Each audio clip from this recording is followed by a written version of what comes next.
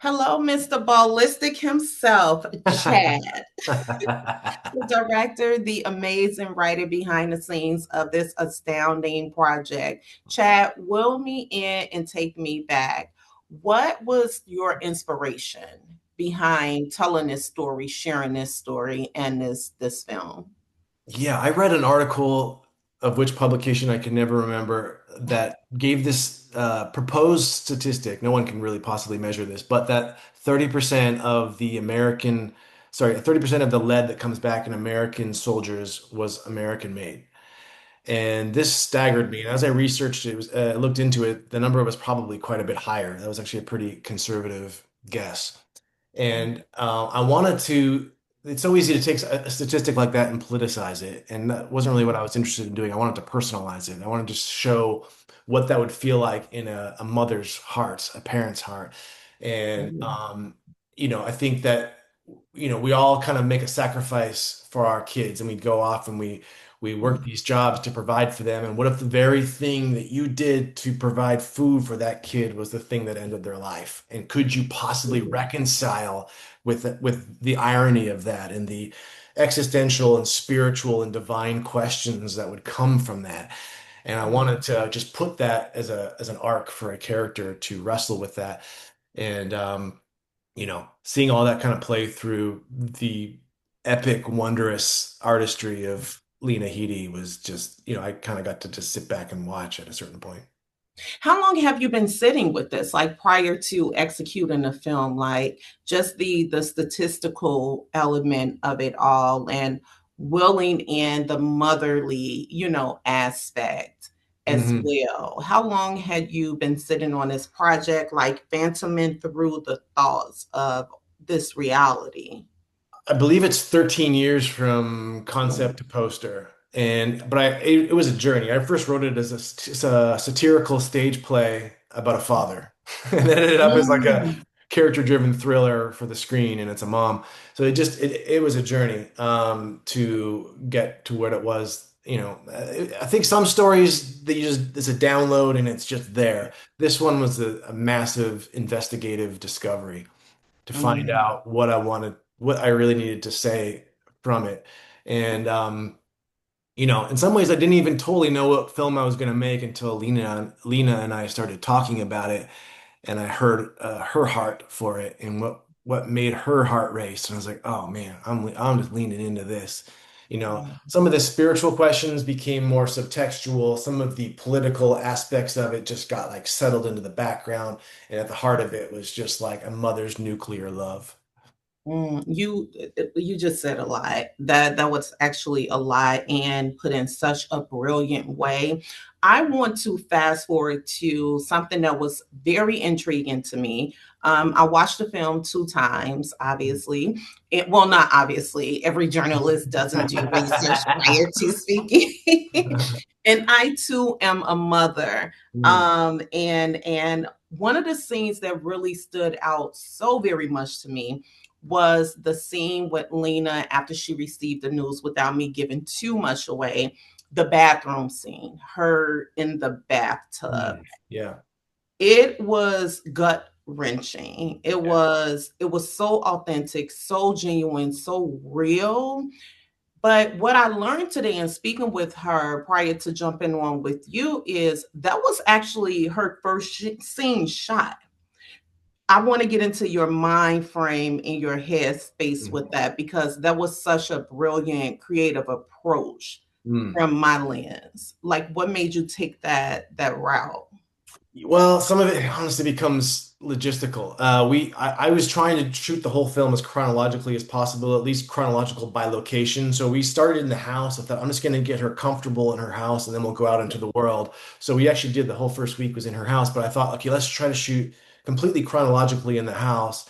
But then we had like I think an actor missed a flight, and we didn't have and we suddenly had to rearrange everything, and there was like an issue with the boy's haircut. We're like, oh my God, what can we shoot? It's like, I'm sorry, Lena, can you do the most difficult scene first? And Mm, I'm so sorry to do this, but it's either that or we burned a whole day that we only had like 19 of them. So it was like, impossible to really do that. She's like, dude, I got this. It's fine. And we went in there and I was like, God, I felt so bad. Like if we can't mess this up. And Right. she's just an absolute champ of a human and an artist. And I think it was actually God's hand on that moment Yeah. because it woke everybody up that we Yeah. are here to do something real. We are laying it down. So everybody better pony up. And, Yeah. it woke me up, and not that I was sleeping, but it woke up a part of me that I didn't even know was dormant. And I was like, okay, Yeah. we are going for the stars here. And I don't mean that in a celebrity way. I mean that in a celestial way. Yeah, yeah, and I mean, it makes me just want to ask in hindsight 2020 as a director, like I think that you would agree that it helped to set a precedence and a tone Yeah. moving forward with filming. It was like, first of all, the entire project is powerful, but that moment right there, I'm like, damn, like Lena, like I'm about to start crying. You know Yeah. what I mean? It was Yeah. so powerful. Yeah. Yeah. Talk to me about some of the filming locations. Where did you guys film at? Like location? We shot in Northern Ontario in a town called Sudbury. It's actually my second film that I've made there as a director. So I knew it really well. In fact, this film fit Sudbury much better than our first one, which was the first film actually had a rugged rural thing. And anytime you go rural in Sudbury, it's actually very nice. So we were like constantly searching for dilapidation amongst like these mansions. And then, but the sort of decay there was much more in the city, and which Mm, worked for this because I wanted that kind of broken, forgotten Rust Belt yeah, town, that industry came, built something, and then it went away. And what we're left with is yeah, like, well, you can go make bullets over there if you want to.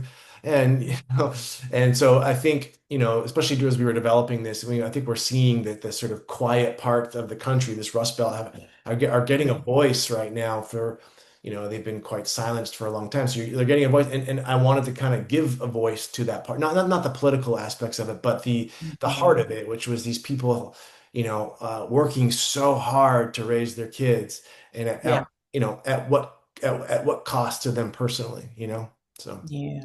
What were some of the hiccups that you experienced, not only yourself, but the team experienced along the way of execution? I think one of the biggest things is that this was a character drama disguised as a thriller, and Yeah, that's always dangerous because, of course, the financial interests are trying to make it a thriller, and then you and the artist, me and the actors were trying to make it, more of a drama. And I think, and I don't mean that as in there was like camps, but it's just like there's a mhm, friction that occurs there, and it actually ended up, I think, being a very good thing for the film because yeah, I think was it Ira Sachs has this quote. He says, "Art benefits from rubbing up against the friction of commerce," and I felt that happening mhm, here. So it was an obstacle in that there was two minds trying to find its way. But I think by just jujitsuing that problem into uh, an opportunity. I yeah. think we actually found something that was more electrifying than perhaps it would be if us artists had been just left to, a more character-driven experience. Chad, what does your process as a director and as a writer look like? Not releasing the projects that you birth and bring to life, but I guess an example of my question would be, and it's crazy, I'm going off script here. We know that this film will be premiering in a few days, right? Hmm. It's going to be out there for the world to see. At what point do Chad, the director, release the project emotionally, mentally, spiritually, from you? Like, is it Yeah. after the debut? Like, what does that process look like for you? Honestly, I think it was quite some time ago because, Yeah.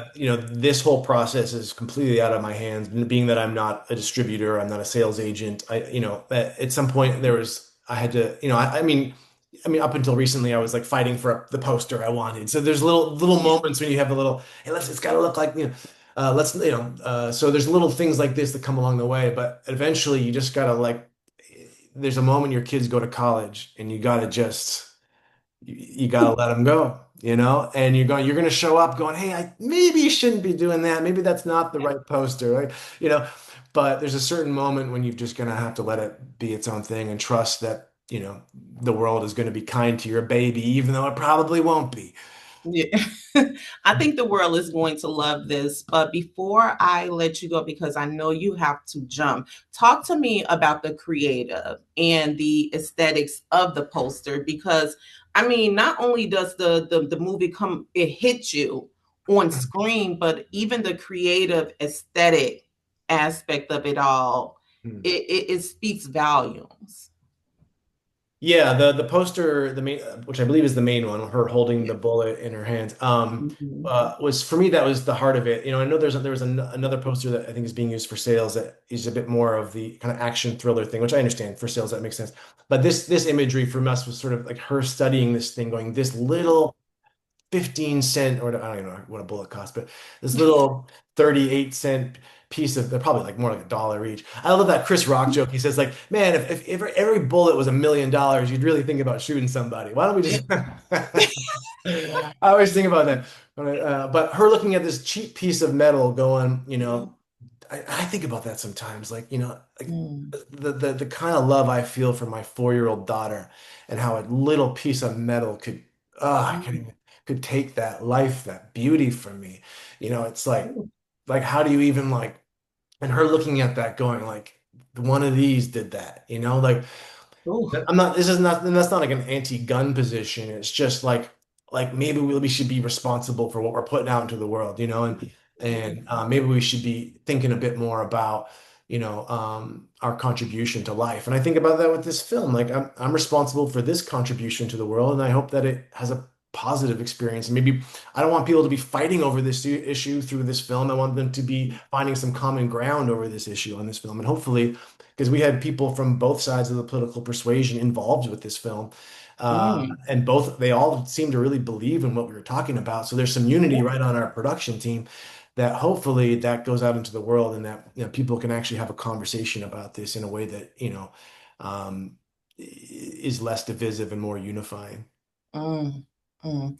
I thoroughly enjoyed this conversation with you. I love your passion and I feel like I can sense your heart, through this project just on a screen speaking with you. I Mm. know that the world is going to love this Well, movie. thank you, Latasha. I And I want appreciate to congratulate you in advance for all of the success pulling this masterpiece of art it. Oh, together.